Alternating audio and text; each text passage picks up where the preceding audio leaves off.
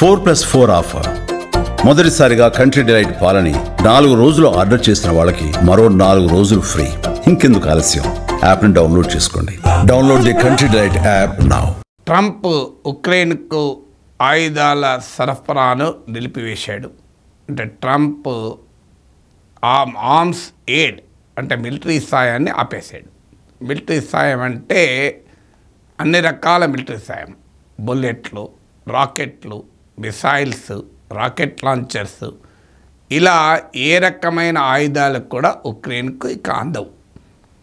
So ఇది ఇప్పుడు Trump ప్రకటించిన తర్వాత వస్తున్న నెక్స్ట్ క్వశ్చన్ ఏంటంటే, అమెరికా సాయం లేకుండా రష్యాతో ఉక్రెయిన్ యుద్ధం చేయగలదా? చేస్తే ఎంతకాలం చేస్తుంది?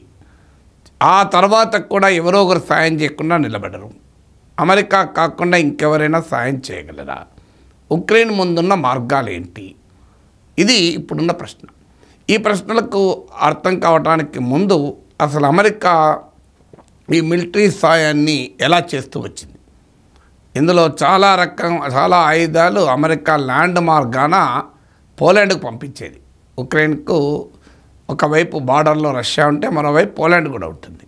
ఆ పోలాండ్ నుంచి ఉక్రెయిన్లోకి ఆయుధాలు వెళ్ళేవి. అమెరికా ఆయుధాలు ఉన్నప్పుడే ఉక్రెయిన్ యుద్ధ భూమిలో రష్యాను బలంగా ఢీకొనేవి. ఎప్పుడైనా అమెరికా ఆయుధాల సరఫరా ఆగినా, తాత్కాలికంగా ఆగినా, యుద్ధ భూమిలో రష్యా ఆధిపత్యాన్ని సాధిస్తూ వచ్చేది. మీకు ఇందుకు క్లాసిక్ ఎగ్జాంపుల్ 2024 బిగినింగ్లో American Congress military aid to Ukraine ఆపేసింది, స్తంభింపజేసి కొంతకాలం ఆపింది. ఎందుకంటే మొదటి నుంచి రిపబ్లికన్లు వ్యతిరేకం, ట్రంప్ సపోర్టర్స్ వ్యతిరేకం. సో ఆ సమయంలో మీకు ఉక్రెయిన్ యుద్ధ భూమిలో బలహీనపడింది. రష్యా పైచేయి సాధించింది. కార్కివ్ లాంటి ప్లేస్లో రష్యా ఉక్రెయిన్ భూభాగాన్ని కూడా ఆక్రమించుకుంది. ఆ తర్వాత ఏప్రిల్లో మళ్ళీ అమెరికా మిలిటరీ ఎయిడ్ కాంగ్రెస్ ఆమోదించింది. మిలిటరీ ఎయిడ్ రెజ్యూమ్ అయింది. మళ్ళీ ఉక్రెయిన్ యుద్ధ భూమిలో రష్యాను ఢీకొన్నది. అంటే అమెరికా మిలిటరీ ఎయిడ్ ఎంత కీలకమో దీనికి ఒక ఉదాహరణ. అఫ్కోర్స్ యూరప్ కూడా మద్దతు ఇస్తోంది ఉక్రెయిన్కు, కానీ మీకు ఈ ఫిగర్స్ చూస్తే అర్థమవుతుంది అమెరికా ఎంత కీలకమో. ట్రంప్ నేను $500 బిలియన్ ఇచ్చాను, రకరకాల క్లెయిమ్స్ చేస్తున్నాడు. ఒకసారి 500 అంటాడు, ఒకసారి 200 అంటాడు, ఒకసారి 100 అంటాడు. కానీ అంత అథెంటిక్ అంచనాలు అయితే ఇప్పటి వరకు ఉక్రెయిన్కు ఈ 3 ఏళ్ల యుద్ధ కాలంలో అమెరికా చేసిన మిలిటరీ సాయము $65 బిలియన్, $65 బిలియన్. $1 బిలియన్ అంటే 100 కోట్లు, అంటే $6,500 కోట్ల. మొత్తం యూరోపియన్ యూనియన్ 27 కంట్రీస్ ఉంటాయి యూరోపియన్ యూనియన్లో. ఈ 27 కంట్రీస్ చేసిన టోటల్ మిలిటరీ ఎయిడ్ $51 బిలియన్, $5,100 కోట్ల. అంటే అమెరికా ఒక్కటే $65 బిలియన్ సాయం చేస్తే 27 యూరోపియన్ యూనియన్ కంట్రీస్ కలిపి $51 బిలియన్ ఇచ్చాయి. ఇప్పుడు దీన్ని బట్టి మనకు అర్థమవుతుంది అమెరికా ఎంత కీలకమో. ఇక మరి ఇలాంటి పరిస్థితుల్లో ఇప్పుడు అమెరికా మిలిటరీ ఎయిడ్ ఎప్పుడైతే ఆపుతామని ట్రంప్ ప్రకటించాడో, రోడ్డు పైన ప్రయాణం చేసేటువంటి వాహనాలు కూడా ఆగిపోయాయి. అంటే మిసైల్స్ని తీసుకెళ్లే వాహనాలు, బుల్లెట్స్ని సప్లై చేసే రవాణా వ్యవస్థలంతా ఎక్కడికక్కడ స్తంభించిపోయాయి. ఇక ఉక్రెయిన్ పరిస్థితి ఏంటి? వాస్తవంగా ఈ రంగంలో నిపుణులు చెప్పేది ఏంటంటే, కనీసం ఒక 6 నెలల పాటు రష్యాతో ఉక్రెయిన్ తన సొంత శక్తితో ఎంతో కొంత ఫైట్ ఇస్తుంది. పైచేయి రష్యాది ఉంటుంది. ఎందుకంటే 2024 బిగినింగ్లో కూడా అమెరికన్ కాంగ్రెస్ మిలిటరీ ఎయిడ్ స్తంభింపజేసినప్పుడు ఉక్రెయిన్ యూరప్ సహకారంతోనూ తనకున్న శక్తి సామర్థ్యాలతో కొంతకాలం నిలబడింది. ఇప్పుడు మ్యాక్సిమం అయితే 6 మంత్స్ నిలబడుతుంది. ఇది కూడా చాలా కష్టం, ఎందుకంటే యుద్ధ భూమిలో ఉక్రెయిన్ బాగా దెబ్బతిని ఉంది. సో ఈ 6 మంత్స్ కూడా కష్టం, బట్ అట్లీస్ట్ మ్యాక్సిమం 6 మంత్స్. ఇప్పుడు మరి ఉక్రెయిన్ ఏం చేయాలి? ఉక్రెయిన్ కాదు, యూరప్ కూడా ఆలోచిస్తోంది. ట్రంప్ చేస్తున్న ఒక పొరపాటు ఏంటంటే, ఏకకాలంలో యూరప్ పైన ప్రెషర్ పెడుతున్నాడు, ఉక్రెయిన్ కోమో మిలిటరీ సాయం ఆపేశాడు. ఎందుకంటే ఉక్రెయిన్ను ఐసోలేట్ కాకుండా యుక్రెయిన్కు యూరప్ మద్దతును పెంచేలా ట్రంప్ చర్యలు ఉన్నాయి. ట్రంప్ యూరప్ను తన వైపు పెట్టుకొని ఉక్రెయిన్ను ఉక్రెయిన్ ఐసోలేట్ చేస్తుంటే ఉక్రెయిన్ విలవిలలాడేది. కానీ ట్రంప్ ఏంటంటే ఏకకాలంలో యూరప్తో ఘర్షణ పెట్టుకుంటున్నాడు, యూరప్కు చిరకాల శత్రువైన రష్యాతో ఫ్రెండ్షిప్ చేస్తున్నాడు, పుటిన్ ఎప్పుడు దాడి చేస్తాడో అన్న అనుమానంతో చూస్తున్న వెస్ట్రన్ యూరోపియన్ కంట్రీస్కు ట్రంప్ వైఖరి మిగుడుపడలేదు. అందువల్ల యూరప్ ఇప్పుడు మేల్కొంటోంది తమ డిఫెన్స్ పెంచుకోవటానికి. ఎందుకంటే యూరోపియన్ యూనియన్ ప్రెసిడెంట్ ప్రకటించారు, in defence of Europe and in defence of ఉక్రెయిన్ను కాపాడుకుంటాం, యూరప్ను కాపాడుకుంటాం అనే నినాదంతో యూరప్ తన రక్షణ బడ్జెట్ పెంచుకుంటోంది.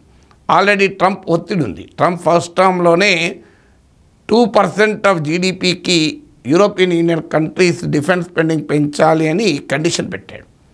ఈ కండిషన్కు 27 యూరోపియన్ యూనియన్ కంట్రీస్లో 23 కంట్రీస్ పెంచేశాయి.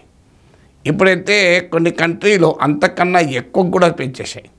ఈవెన్ బ్రిటన్ లాంటిదే 2.4% వచ్చింది, డెన్మార్క్ 3% ఆఫ్ జీడిపి దాటింది. ఇప్పుడు ఏకంగా ట్రంప్ మళ్ళీ సెకండ్ టైం పవర్లోకి వచ్చుతూనే 5% ఆఫ్ జీడిపి డిఫెన్స్ మీద పెట్టుకోవాలి అని ట్రంప్ యూరోప్కి అల్టిమేటం ఇచ్చాడు. నాటో నుంచి వైదొలుగుతానని హెచ్చరిస్తున్నాడు. ఈలోగా ట్రంప్ మిత్రుడు, Trump spokesperson Elon Musk America NATO నుంచి వైదొలగాలని కూడా పిలిపించాడు. అందువల్ల ద ఫ్యూచర్ ఆఫ్ నాటో ఒక బిగ్ క్వశ్చన్ మార్క్గా ఉంది. దాంతో యూరోప్లో అనుమానాలు మొదలయ్యాయి. ఇప్పటిదాకా తమ సెక్యూరిటీ మొత్తాన్ని అమెరికాకు అవుట్సోర్స్ చేసింది యూరప్. ఇలా యూరప్కు ఒక 10 లక్షల ఓవర్ 1 మిలియన్ ఫోర్సెస్ ఉంటే అమెరికాకు చెందిన 1 lakh ఫోర్సెస్ ఇవాళ యూరోప్లో ఉన్నాయి. సో యూరప్ హిస్టారికల్గా సెకండ్ వరల్డ్ వార్ తర్వాత ఆర్మ్స్ పైన, మిలిటరీ పైన ఖర్చు పెట్టింది తక్కువ, అమెరికా పైన ఆధారపడ్డాయి. ఇప్పుడు అమెరికా పక్కకు జరిగితే రష్యా పుటిన్ నాయకత్వంలో అగ్రెసివ్గా ముందుకు వస్తుంటే అసలు ఉక్రెయిన్ ఎట్లా కాపాడుకుంటాం, యూరోప్ని ఎట్లా కాపాడుకుంటాం అనేది ఇప్పుడు ప్రశ్నార్థకంగా మారింది. దాంతో యూరోపియన్ నాయకులు సమావేశాలు పెడుతున్నారు. France president Macron, British prime minister Keir Starmer వీళ్ళంతా వెళ్ళి వైట్ హౌస్కి వెళ్ళి ట్రంప్తో చర్చలు జరిపారు. కానీ ట్రంప్ వైఖరిలో మార్పు లేదు. అందుకే ఇప్పుడు యూరోపియన్ యూనియన్ ప్రకటించింది తమ డిఫెన్స్ స్పెండింగ్ $841 బిలియన్ పెంచుకుంటామని ప్రకటించారు. $841 బిలియన్ అంటే $84,100 కోట్ల. ఇది దాదాపు అమెరికా డిఫెన్స్ పైన పెడుతున్న స్పెండింగ్కు సమానం. అయితే అక్కడ అమెరికా ఒక్క కంట్రీ, ఇక్కడ యూరోపియన్ యూనియన్ 27 నేషన్స్. సో వీళ్ళందరూ కలిసి యొక్క రకమైన సెక్యూరిటీ అలయన్స్, యూరోపియన్ అలయన్స్గా బిల్డ్ అయి అమెరికాతో సమానమైన స్థాయిలో పెడతామని. మరి ఇంత డబ్బులు ఎక్కడికి వెళ్ళి చేస్తారు? యూరోప్ ఎకానమీ బాగలేదు, జర్మనీ కంటిన్యూస్గా రిసెషన్లో ఉంది, మీకు యూకే ఎకానమీ బాగలేదు, ఉక్రెయిన్ వార్ వల్ల కాస్ట్ ఆఫ్ లివింగ్ క్రైసిస్ పెరిగింది, ఎనర్జీ ప్రైసెస్ వల్ల ఫలితంగా ప్రభుత్వాలు పతనమవుతున్నాయి. బ్రిటన్లో కన్జర్వేటివ్ పార్టీ ఓడిపోయింది, జర్మనీలో సోషల్ డెమోక్రట్లు ఓడిపోయారు, ఫ్రాన్స్లో మ్యాక్రాన్ పార్టీ పార్లమెంట్ ఎన్నికల్లో దెబ్బతిన్నారు. మరి ఎక్కడికి వెళ్ళి తెస్తుంది యూరోప్ డబ్బులు అంటే, ఒకటి యూరోపియన్ యూనియన్ ఫిస్కల్ డెఫిసిట్, ద్రవ్యలోటు సడలింపుకు తమ సభ్య దేశాలకు అనుమతి ఇచ్చింది. అంటే మీరు అప్పులు చేసైనా మీరు డిఫెన్స్ పైన స్పెండ్ చేయండి. రెండోది ఏం చెప్పారంటే ఒక $157 బిలియన్ ఫండ్ క్రియేట్ చేస్తున్నారు. అంటే ఈ యూరోపియన్ యూనియన్లో ఉన్న వీకర్ కంట్రీస్, డబ్బులు లేని దేశాలు అప్పు తీసుకొనైనా డిఫెన్స్ పైన ఖర్చు పెడతారు. సో దానితో ఈ యూరోపియన్ యూనియన్ అంటే ఇమీడియట్గా కాకపోయినా, సమీప భవిష్యత్తులో కాకపోయినా, షార్ట్ టర్మ్లో కాకపోయినా లాంగ్ టర్మ్లో అమెరికాతో సమానమైనటువంటి డిఫెన్స్ స్పెండింగ్ కలిగి ఉండాలి. అయితే అది లాంగ్ టర్మ్ అండర్లైన్. షార్ట్ టర్మ్లో యూరప్ తన డిఫెన్స్ పైన ఖర్చు పెట్టుకోవడం ఒక ఛాలెంజ్ అయితే ఉక్రెయిన్కి ఎంత మిలిటరీ ఎయిడ్ ఇవ్వగలుగుతుంది అనేది క్వశ్చన్ మార్కే. అందులో యూరోప్లో కూడా యూనిటీ లేదు. కొన్ని దేశాలు ఉక్రెయిన్కు సహకరించాలంటే మరికొన్ని దేశాలు అవసరం లేదు అంటున్నాయి. సో ఈ పంచాయతీ కూడా ఉంది. దాంతోపాటు అమెరికా దగ్గర ఉన్నంత స్పేర్ మిలిటరీ ఎక్విప్మెంట్ యూరోప్ దగ్గర లేవు. అమెరికా దగ్గర అయితే అడ్డగోలుగా వాళ్ళు సెక్యూరిటీకి 100 రేట్లు ఎక్కువ ఉంచుకోగా ఇంకా ఎన్నంటన్నీ ఉక్రెయిన్కి పంపించానండి. ఎయిర్క్రాఫ్ట్లు ఉన్నాయి, అన్నీ ఉన్నాయి. కానీ యూరప్కు ఆ రకమైన సర్ప్లస్ లేవు. యూరప్కు ఉన్న మరో ఛాలెంజ్ ఏంటంటే ఎప్పుడు పుటిన్ మీద పడతాడు అని. అందువల్ల ఈ ఫ్యాక్టర్స్ వల్ల అమెరికా లాగా యూరప్ వెంటనే అంటే యూరప్ పెట్టి డిఫెన్స్ స్పెండింగ్ తక్కువ, అది ఉక్రెయిన్కు ఎంత షేర్ చేసుకుంటాం అన్నది క్వశ్చన్ మార్కు. యూరప్ వద్ద ఇప్పుడు అవసరమైన స్పేర్ సర్ప్లస్ వెపన్స్ లేవు. యూరప్ తమ సెక్యూరిటీకి పుటిన్ ఎక్కడ మీద పడతాడో అన్న ఆందోళన ఉంది. యూరప్కి ఒక ఎకనామిక్ క్రైసిస్ కూడా ఉంది. ఇలాంటి పరిస్థితుల్లో ఉక్రెయిన్ని ఎంత కాపాడుతాయన్నది క్వశ్చన్ మార్క్. అమెరికాకి ఇప్పుడు ఇవేవీ లేవు. ఎందుకంటే American economy make America great again, America first వల్ల టారిఫ్ల వల్ల అమెరికా ఎకానమీ బలపడుతుందని ట్రంప్ నమ్ముతున్నాడు. పుటిన్ ఇవాళ అమెరికా పైన అటాక్ చేస్తానికి రెడీగా లేడు. ఆ మాటకొస్తే ఎవరు అటాక్ చేస్తానికి రెడీగా లేడు. హిస్టారికల్గా అమెరికా విపరీతంగా డిఫెన్స్ స్పెండింగ్ చేసి ఉంది. అడ్డగోలుగా స్పేర్ కెపాసిటీ ఉంది, సర్ప్లస్ ప్రొడక్షన్ ఉంది, సర్ప్లస్గా ఆర్మ్స్ అందుబాటులో ఉన్నాయి.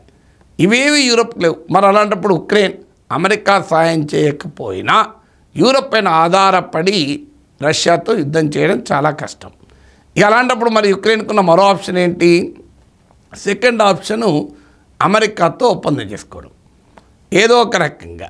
అయితే జెలెన్స్కీ వైట్ హౌస్కి వెళ్ళి ట్రంప్తో గొడవ పెట్టుకొని వచ్చాక మళ్ళీ కూల్గా ట్రంప్ పిలిస్తే మళ్ళీ పోవడానికి రెడీ, డీల్కి రెడీ అంటున్నాడు. కానీ తేలని అంశం ఏంటంటే జెలెన్స్కీ అడుగుతున్నాడు, ఇప్పుడు మనం ఒప్పందం చేసుకుంటాం కరెక్టే, కానీ భవిష్యత్తులో రష్యా మా పైన దాడి చేయదన్న గ్యారంటీ ఏంటి? 1994లో మేము అమెరికాను నమ్మి వెస్ట్రన్ యూరోప్ను నమ్మి రష్యా ఇచ్చిన హామీని విశ్వసించి న్యూక్లియర్ వెపన్స్ వదులుకుంటే ఇవాళ మా పరిస్థితి ఇది. అందువల్ల మాకు ఫ్యూచర్ సెక్యూరిటీ గ్యారంటీస్ కావాలి అని జెలెన్స్కీ అడుగుతున్నాడు. అందుకు అమెరికా సిద్ధంగా లేదు. అమెరికా బలగాలకు కానీ సెక్యూరిటీ గ్యారంటీ ఇవ్వటానికి.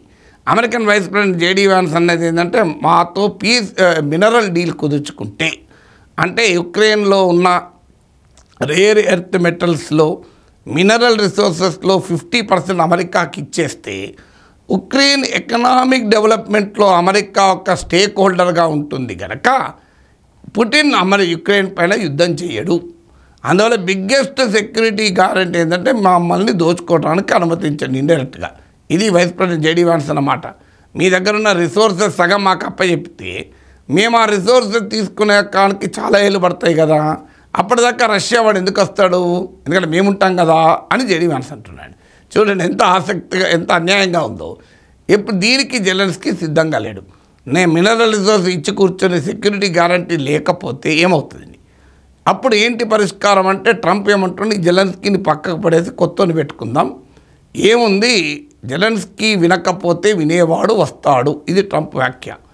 జెలెన్స్కీ వినకపోతే వినేవాడు వస్తాడు అంటే క్లియర్గా అవసరం వస్తే జెలెన్స్కీని ఎలాగో అలాగో అంతం కానిచ్చి అతను పక్కకు పడేసైనా ఉక్రెయిన్లో తనకు అనుకూల ప్రభుత్వాన్ని తెచ్చుకొనైనా మినరల్ డీల్ కుదుర్చుకొనైనా ఈ యుక్రెయిన్ను ఒప్పించాలి అనేటువంటి ప్రయత్నం అమెరికా చేస్తుంది. అదే జరిగితే ట్రంప్ జెలెన్స్కీల మధ్య వైరము అడ్డంకి తొలగి ఉక్రెయిన్ అన్నీ వదులుకొని అమెరికా చెప్పినట్లు తనకు తానుగా రష్యాకు సమర్పయామి అంటది. సో అది అమెరికా యొక్క రెండవ వాదన.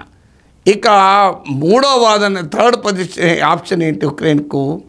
ఉక్రెయిన్కు థర్డ్ ఆప్షన్ లేదు. ఉక్రెయిన్ థర్డ్ ఆప్షన్ యుద్ధ భూమిలో రష్యా చేతిలో ఓడిపోవడం. సో ట్రంప్ ఇదే బెదిరిస్తున్నాడు, ఇంకో మార్గం లేదు నీకు, అందువల్ల నువ్వు పీస్ డీల్ ఒప్పుకోకపోతే అమెరికా ఎవరు నిన్ను కాపాడలేరు, Ukraine will become a Russian territory అంటున్నాడు. చాలా క్లియర్గా రష్యా ఇప్పుడు 20% భూభాగాన్ని ఆక్రమించుకుంది, మరింత భూభాగాన్ని ఆక్రమించుకో దిశగా పోవచ్చు. అందువల్ల ఒక రకంగా ఉక్రెయిన్ ఒక గోడకు పుష్ టు ద వాల్ అంటారే అలా నెట్టివేయబడుతోంది ట్రంప్ చర్యల వల్ల. ట్రంప్ లక్ష్యం కూడా అదే, ఒక రకంగా ఉక్రెయిన్ను మరో మార్గం లేని పరిస్థితికి నెట్టివేయాలి. ఈలోప యూరప్ వాళ్ళు మాటలు బాగా మాట్లాడుతున్నారు, కానీ ఏ మేరకు ఉక్రెయిన్కి అండగా నిలుస్తారన్నది అయితే ప్రశ్నార్థకమే.